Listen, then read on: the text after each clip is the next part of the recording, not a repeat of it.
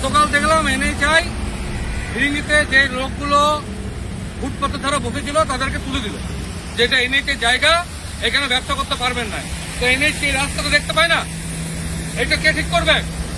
ফুটপাতের দোকান তুলছেন, গরিব লোক খেতে পায় না, তাদের ঠেলে ভেঙে দিচ্ছেন যে ঝুপড়ি ভেঙে দেবো। এই রাস্তাটাকে এনএইচআই প্রজেক্ট ডিরেক্টর বাবা ঠিক করবে? প্রতি মাসে ট্যাক্স নেন, গাড়ির ট্যাক্স নেন, রোড ট্যাক্স নেন, তেলের শেষ নেন, ডিজেলের শেষ নেন। এই রাস্তাটাকে ঠিক করবে এনএইচআই। এবং দুর্গাপুর পশ্চিমের বিধায়ক দেখলাম বলছে যে ঠিক করেছে এনএইচআই, রোডের ধারে লোকগুলোকে তুলে দিয়েছে। ঠিক আছে, এই রাস্তাটাকে ঠিক করবে বিধায়ক ঠিক করবে না এনএইচআই ঠিক করবে?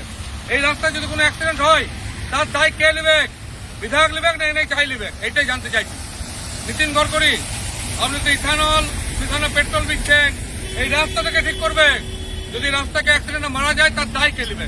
এইটাই জানতে চাইলাম। আর যতদিন রাস্তাটা ঠিক না আমরা জানতে চাইবো।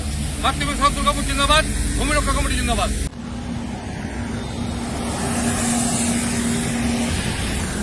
গতকাল দেখলাম এনএইচআই ফিরিঙ্গিতে যে লোকগুলো ফুটপাতের ধারে বসেছিল তাদেরকে তুলে দিল, যেটা এনএইচের জায়গা, এখানে ব্যবসা করতে পারবেন না।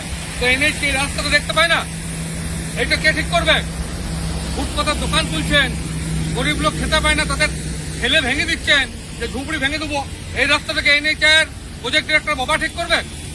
প্রতি মাসে ট্যাক্স নেন, গাড়ির ট্যাক্স নেন, রোড ট্যাক্স নেন, তেলের শেষ নেন, ডিজেলের শেষ নেন। এই রাস্তাটাকে ঠিক করবে এনএইচআই।